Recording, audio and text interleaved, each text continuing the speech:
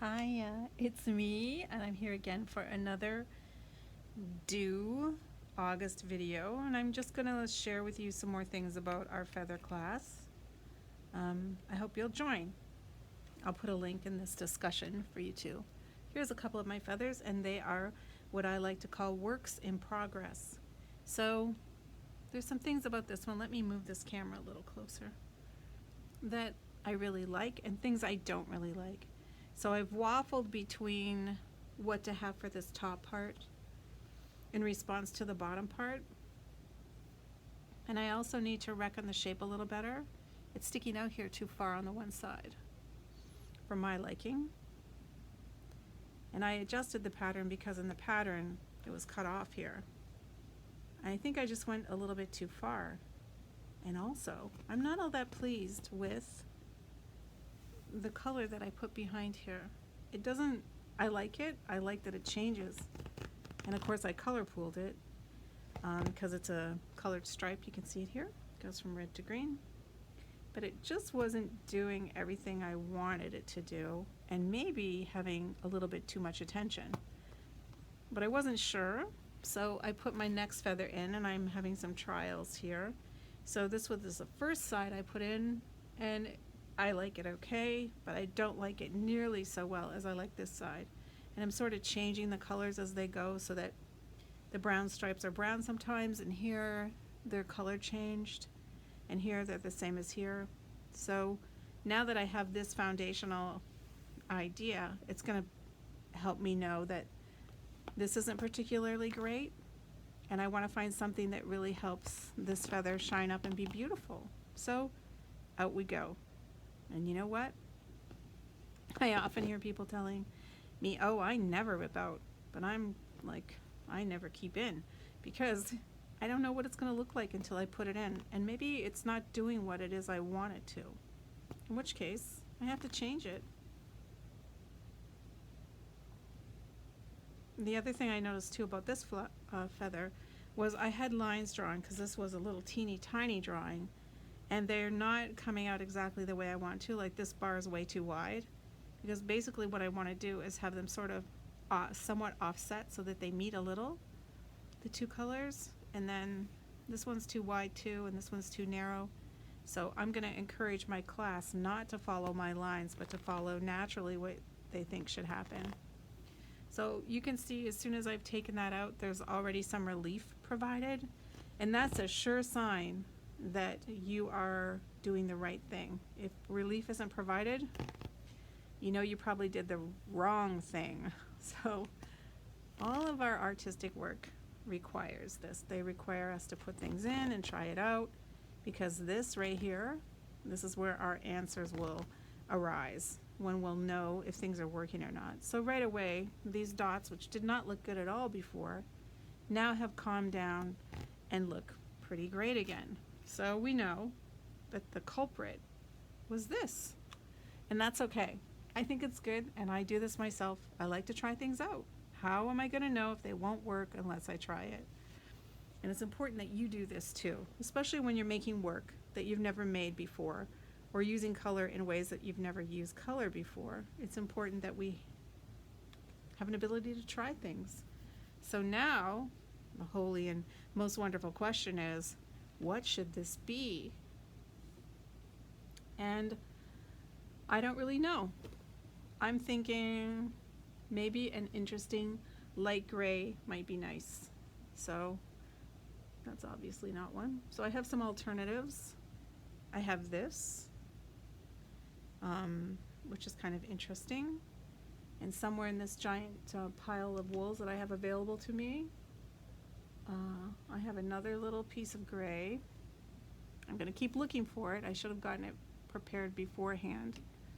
While I am looking, I'm just going to say, again, every time we make something, this is a process that we should go through.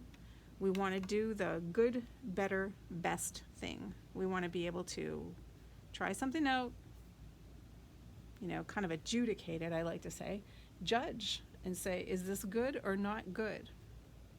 Should this be in here or not in here? Probably that piece fell on the floor at home because I've been hooking at night. I'm just going to go get a piece. so we can look at it. Because I'm going to hook both of them in and we're going to make a judgment, and it could be that both will work well.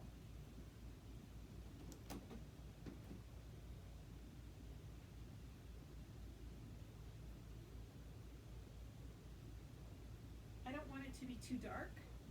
Sorry for that little pause. I don't want it to be too dark because I sort of want this to be darker. And when I was over there, I found this interesting green. So I'm going to cut a bit up of everything, and we'll give it a go, because you can tell pretty soon if it's working or not. So let's turn this cutter around and see what's going on. Now, strangely, I'm hooking this with a number 5 cut. Unheard of. I don't really hook in a tiny cut anymore, but that's the cutter I had at home that day, and that's what I used, and it's not killing me. And now let's try a little bit of this texture. Now, in some ways, this texture relates both of these solid fabrics to each other. So you can sort of see that if I wanted to, I could try to work this in some magical way. So one's darker and darker and lighter. Okay, let's see what happens. And I want to make sure that I remember that I want to bring my feather in here more. I'm going to remove this dot so that I have room to do that. And this one too. And I'm going to save these though, because I might need them. So that already, if I use a marker and just draw this in, it already looks a little bit better than it did before. It's funny how just having something askew by a weensy bit will make quite a bit of difference. So I'm going to make a value judgment here, and this is just going to meld right into this, and you won't be able to even see that I've made a change. So let's try using this lighter gray close down to here. I'm using this as a holding line. I don't know what it's going to be, and I won't know until it's all done. But you can see this is showing up. Probably using the world's worst hook for me right now too. But this is showing up nicely. You can see there's a difference between the two, and that's what we want. So I like the look of that. Here's some of the old still stuck in there. To me, that's looking pretty handsome. And of course, being a wise person, I'm going to get my background and we're going to check it against that too, because that is the tell all and be all of whether something's going to work or not. So I'm super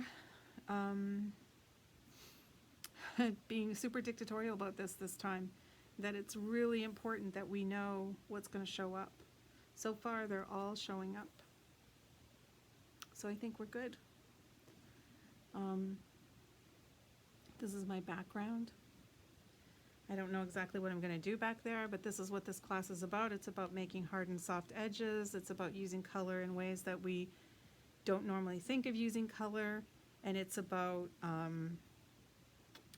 exercising our right to be artistic too, to go off in new directions that we haven't thought possible before with color. So I'm really encouraging people to expand their horizons of their color use. So because I sort of made a striped effect, I'm going to carry that on here and see if that's attractive for this feather. I know I skipped, but this is just for the movies, my friends, just for the movies. I wouldn't ordinarily do that. So that also looks beautiful, and it's going to be quiet as it moves up here instead of lively as it was down here. So far so good. Now let's see if I put the next color in, and I'm just going to be skipping like crazy in here because I'm just trying things out. It isn't for good. It isn't for keepsies. So that is looking pretty darn nice. Now, I never thought about doing this, and I just thought I'd try it for this video, but I am super well pleased. So now, and happily, I just have a teensy bit of red in there coming through too. So now instead of going back to this gray, I'm going to play a color trick where I put the green between again, because that's going to keep, look, if I put this in, it might make quite a value jump and stand out more than I want. So if I put the green between again, and this is the color trick, and it's just one of dozens I'm going to talk about and have you try during the course of this class, which includes 2 Zooms and all the information you can stand over in our classroom. And now you can see when I put this gray up here, it's going to just blend in just as nicely as it did, and I will put the next row in, and of course it will be green again. So green is between each one of these colors.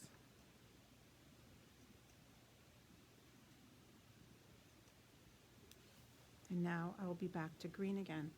So I'm feeling pretty happy about how that looks. It's in keeping with what's already going on, and it's allowing this to really shine up and be glorious, and that's just what we want. So I think accidentally I lucked into a good, better, best situation that I'm well pleased with. Now, you can do this too. It always takes a little bit of consideration and looking at things and saying, is this working? Is this not working? What isn't working? What is? And I have a little rubric that you can ask yourself. I'll write that down in our discussion today. So here's to us using color in a more bold and beautiful way. And please join us to learn more about it.